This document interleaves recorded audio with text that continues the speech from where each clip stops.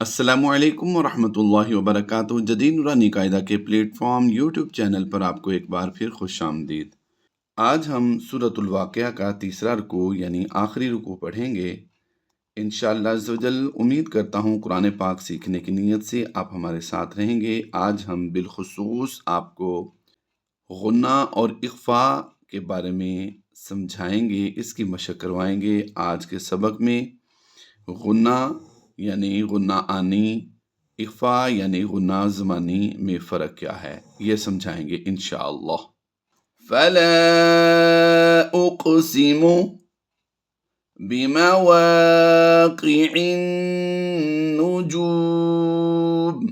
یاد رہے جتنے کلر یہ پنک آئیں گے ان میں ہم غنہ آنی کی آواز دیں گے، اور جتنے اورنج کلر کے حروف آئیں گے وہاں پر ہم غنہ زمانے کی آواز دیں گے یعنی اخفاء کریں گے۔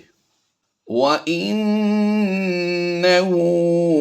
لَقَسَمٌ لَوْ تَعْلَمُونَ عَظِيمٌ إِنَّهُ لَقُرْآنٌ کریم۔ یہاں پر غنہ آنی کی آواز ہوتی ہے، نون مشدد اور میم مشدد میں ہمیشہ غنہ ہوتا ہے، اور یہ غنہ آنی کی آواز دیتا ہے۔ اخفاء کا مطلب ہوتا ہے چھپانا، یعنی آواز کو ناک میں چھپا کر ادا کرنا۔ ناک سے ادا نہیں ہوتی آواز اس کی، بلکہ ناک سے لوٹتی ہوئی محسوس ہوتی ہے، یعنی آواز چھپا کر ادا کی جاتی ہے۔ إِنَّهُ لَقُرْآنٌ کریم فِي کِتَابٍ مَّكْنُونٍ۔ پچھلے سبق میں ہم نے یہ قاعدہ سکھایا تھا کہ اگر ہم آیت مکمل ہونے کے بعد پہلا حرف جو ہے وہ مشدد دیکھتے ہیں تو اسے آیت سے پچھلے حرف کے ساتھ ملا کر پڑھنا ہوتا ہے۔ تو اکیلا حرف تو نہیں پڑھیں گے، پورا لفظ ہم ملا کر پڑھ سکتے ہیں، لیکن اگر ہم نے صرف آگے ہی پڑھنا ہے، پیچھے نہیں ملانا، تو پھر یہ شد جو ہے یہ بھی چھوڑ دیں گے۔ لا یمسہ، لیکن ہم نے ملا کر پڑھنا ہے، تو پھر فی کتاب مکنون لا یمسہ الا المطہرون تنزیل من رب العالمین۔ دیکھیے یہاں پر غنہ زمانی یعنی اخفاء ہوتا ہے، اور یہاں پر غنہ آنی یعنی ادغام کا قاعدہ ہوتا ہے۔ تو ہم یہاں پر دونوں ہی میں غنہ کر رہے ہیں۔ دیکھیے ان غنوں میں فرق کیا ہے، دوبارہ سنیے۔ تنزیل من رب العالمین افبہذا الحدیث، دال کو اور یا دونوں کو ملائیں گے اور سا کی ادائیگی نرمی سے کریں گے۔ افبہذا الحدیث انتم مدہنون وتجعلون رزقکم انکم تکذبون فلولا اذا بلغت الحلقوم وَأَنْتُمْ حِينَئِذٍ تَنْظُرُونَ۔ دیکھیے یہاں پر اس آیت میں ہم نے 3 بار اخفاء پڑھا ہے۔ یہاں پر نون ساکن کے بعد تا ہے، یہاں پر 2 زیر کی تنوین کے بعد تا ہے، اور یہاں پر نون ساکن کے بعد ضا ہے۔ حروف اخفاء 15 ہیں، یاد کر لیجئے۔ اس کا لنک آپ کو ڈسکرپشن سے مل جائے گا انشاءاللہ عز و جل۔ امید کرتا ہوں قرآن پاک سیکھنے کی نیت سے آپ ہمارے ساتھ رہیں گے۔ وَنَحْنُ أَقْرَبُ إِلَيْهِ مِنكُمْ وَلَكِنْ لَا تُبْصِرُونَ فَلَوْلَا إِن كُنتُمْ غَيْرَ مَدِينِينَ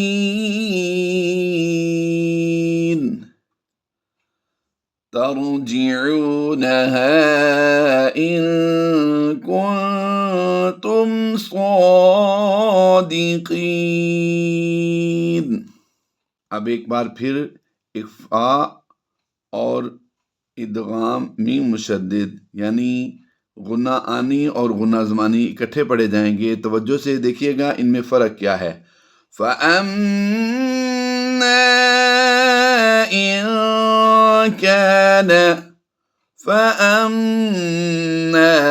إِن كَانَ مِنَ الْمُقَرَّبِينَ فَرَوْحٌ را واو زبر رو، فرو نہیں کریں گے، فَرَوْحٌ حا واو دو پیش حوں کی آواز دیں گے، فَرَوْحٌ وَرَيْحَانٌ وَجَنَّتُ نَعِيمٍ۔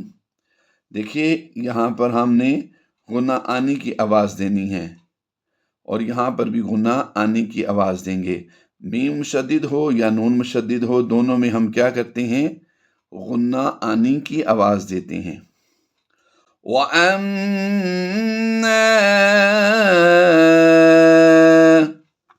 إِن كَانَ مِنْ أَصْحَابِ الْيَمِينِ فَسَلَامٌ لَكَ مِنْ أَصْحَابِ الْيَمِينِ۔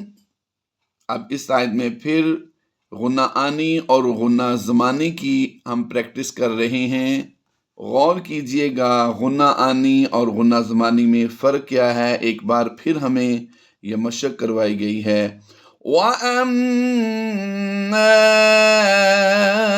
إِن كَانَ مِنَ الْمُكَذِّبِينَ الضَّالِّينَ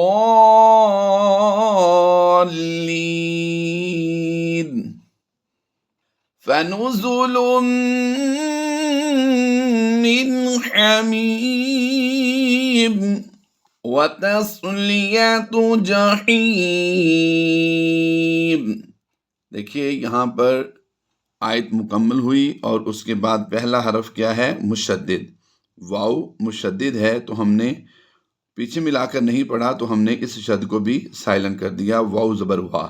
وَتَصْلِيَةُ جَحِيمٍ إِنَّ هَذَا لَهُوَ حَقُّ الْيَقِينِ فَسَبِّحْ بِاسْمِ رَبِّكَ الْعَظِيمِ۔